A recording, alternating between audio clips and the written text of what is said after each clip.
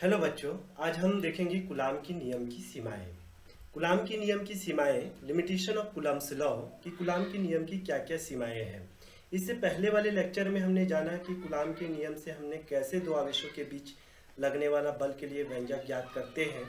SI पद्धति में बल का सूत्र क्या होता है, सीजीएस पद्धति में बल का सूत्र क्या होता है, जब दोनों आवेशों के बीच माध्यम होता है तब बल का सूत्र क्या होता है, जब दोनों आवेशों के बीच में निर्वात होता है तब बल का सूत्र क्या होता है।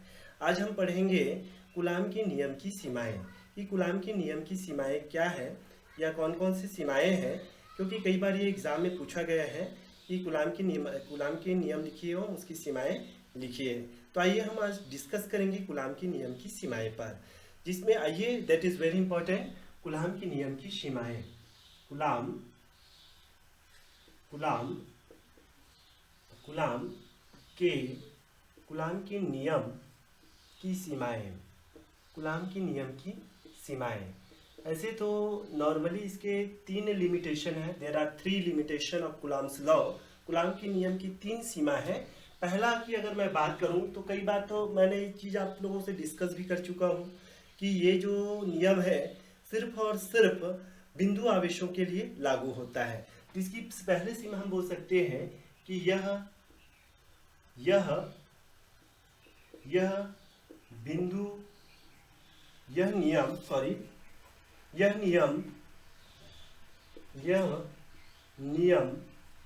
बिंदु आवेशों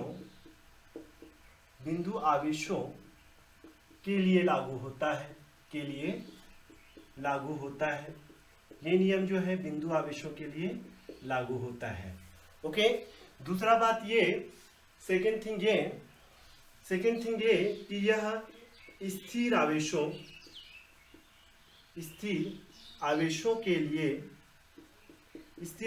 के लिए सत्य है। अर्थात यह स्थिर आवेशों के लिए लागू होता है, न कि गतिशील आवेशों के लिए। Okay, and third thing is that यह नियम अधिक दूरियों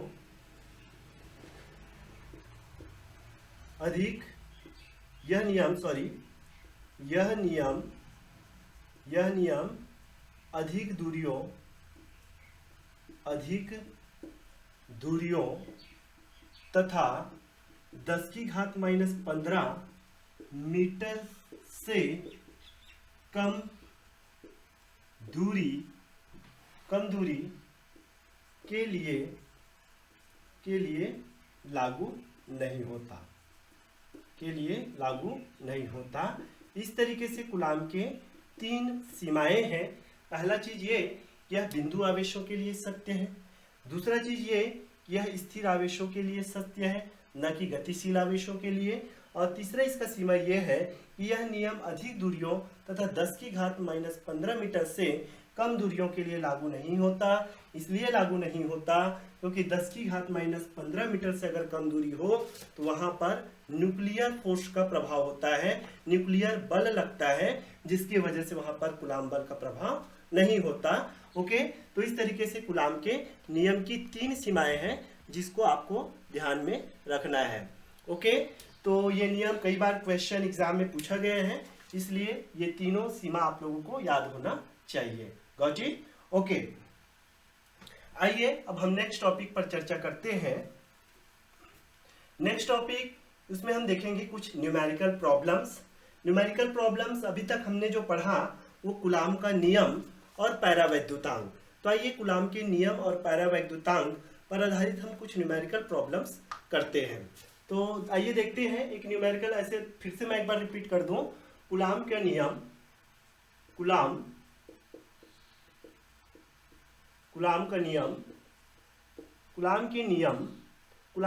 से हमने फॉर्मूला निकाला था एक, F = 1/4π ε0 Q1 Q2/r²। ओके, वैसे ही एक फॉर्मूला हमने ये भी निकाला था पैरावैद्युतांक के लिए। और पैरावैद्युतांक किसे कहते हैं, डाइलेक्ट्रिक कांस्टेंट किसे कहते हैं, ये चीज भी हम आप लोगों से चर्चा कर चुके हैं। ओके, तो इसके लिए एक फॉर्मूला आप लोगों को याद होगा, ε/ε0 = K। ऐसा कुछ फॉर्मूला पढ़े थे।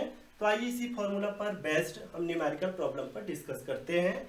ठीक है, हमारे पास फॉर एग्जांपल एक न्यूमेरिकल प्रॉब्लम हम लेके चल रहे हैं। एक न्यूमेरिकल प्रॉब्लम है कि 3 माइक्रोकूलाम के दो आवेश है। 3 माइक्रोकूलाम के दो आवेश एक दूसरे से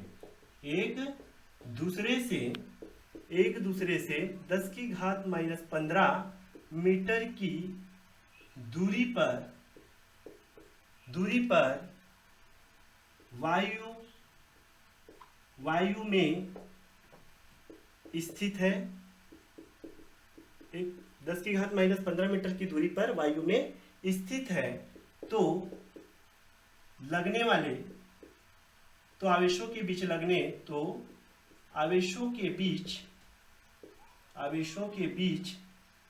लगने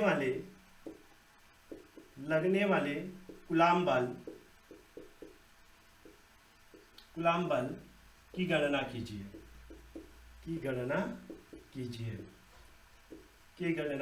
एक न्यूमेरिकल प्रॉब्लम है, बहुत इजी है। ठीक है, फॉर्मूला बेस्ड है, नो प्रॉब्लम।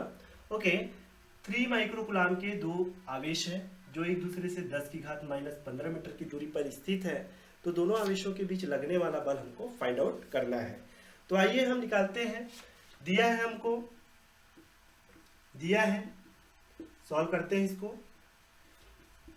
ओके, दिया है, इसमें आप देख सकते हो 3 माइक्रोकूलाम के दो आवेश।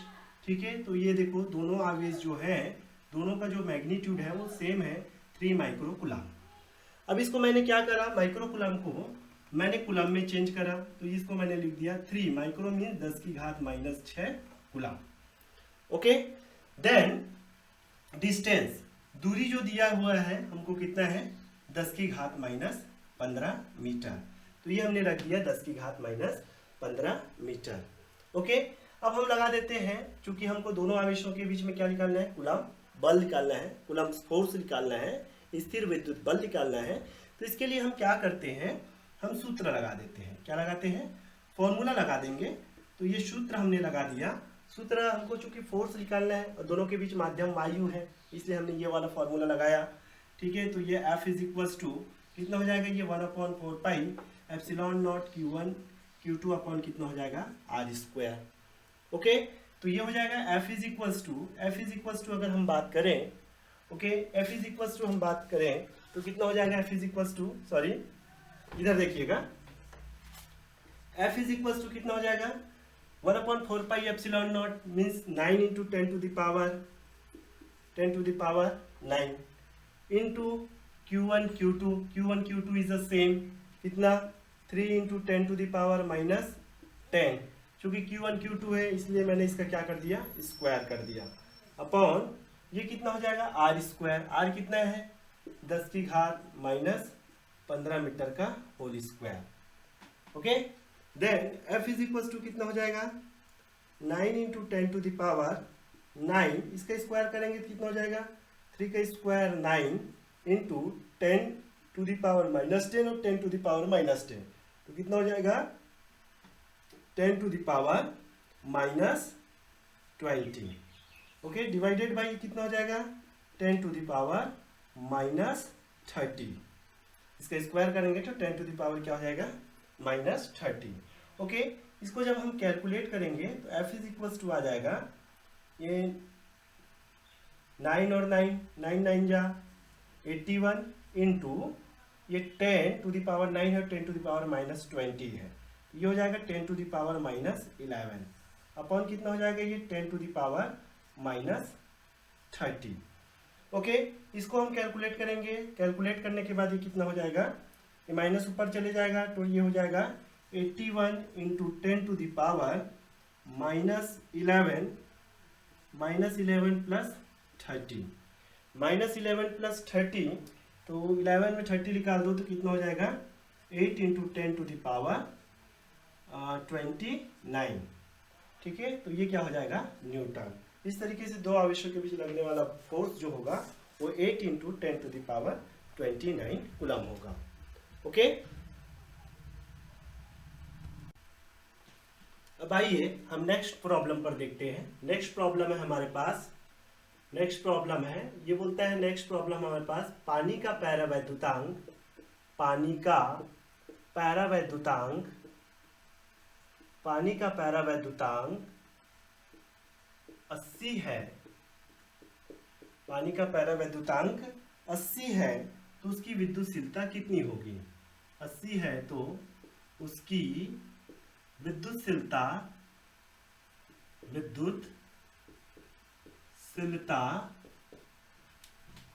उसकी विद्युतशीलता कितनी होगी? उसकी विद्युतशीलता कितनी होगी? तो आइए हम चर्चा करते हैं विद्युतशीलता। तो सॉल्व करते हैं, इसको सॉल्व करते हैं। दिया है पानी का पैरावैद्युतांक, दिया है हमको पानी का पैरावैद्युतांक, पानी का पैरावैद्युतांक कितना दिया है? पानी का पैरावैद्युतांक मीन्स के बराबर कितना है? 80। के बराबर कितना है? 80। ओके, तो हम जानते हैं सूत्र हम क्या जानते हैं? पैरावैद्युतांक बराबर एप्सिलॉन अपॉन एप्सिलॉन नॉट, जहाँ एप्सिलॉन जो है माध्यम की निरपेक्ष विद्युतशीलता है, एप्सिलॉन नॉट जो है वायु या निर्वात की विद्युतशीलता है।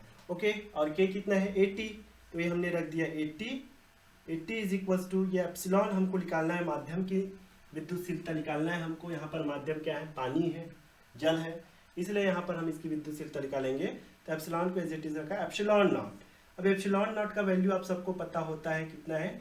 8.854 इंटू 10⁻⁻12 कूलम स्क्वायर पर न्यूटन मीटर स्क्वायर। ओके, तो ये हम वैल्यू रख देते हैं 8.854 इंटू 10⁻12। ओके, तो यहाँ से हम क्या करेंगे? एप्सिलॉन निकाल लेंगे। ओके, एप्सिलॉन निकालेंगे तो एक मल्टीप्लाई हो जाएगा 80 इंटू कितना हो जाएगा? 8.854 इंटू 10⁻12। ओके, तो इसको कैलकुलेट करेंगे तो कितना हो जाएगा? सॉल्व करेंगे तो 8 5 जा 40, 40 का 4, 40 का 0 कैरी 4, 8 8 जा 64, 64 और 4 68, 6 इज कैरी 8 8 जा 64, 64 और एक 70, कितना हो गया? 70। और कितने डिजिट के बाद पॉइंट है? 1 2, तो ये 2 डिजिट के बाद पॉइंट लगा देंगे 1 2। ओके, सॉरी, ये हो जाएगा, और ये 1 0 इंटू 10 की घात कितना? -12। कितने डिजिट के बाद पॉइंट है? 1 2, तो 1 2 डिजिट के बाद हमने क्या लगा दिया? पॉइंट। ओके, पॉइंट लगाए तो कितना हो जाएगा? ये 708 इंटू 10⁻⁻12। चाहो तो आप इसी को आंसर सोच सकते हो, या फिर इसको थोड़ा सा और कैलकुलेट करना चाहो तो कर सकते हो। Okay, this is the answer. Okay, आज के लेक्चर में बस इतना ही। आई होप कि आज का लेक्चर समझ में आया होगा। आज हमने सिर्फ कूलाम के नियम की सीमाएं देखे, दूसरा चीज़ हमने उससे कूलाम के नियम पर आधारित और पैरावैद्युतांक पर आधारित हमने कुछ न्यूमेरिकल प्रॉब्लम देखे। तो आई होप कि आज का लेक्चर आपको बहुत अच्छे से समझ में आया होगा। Thank you very much.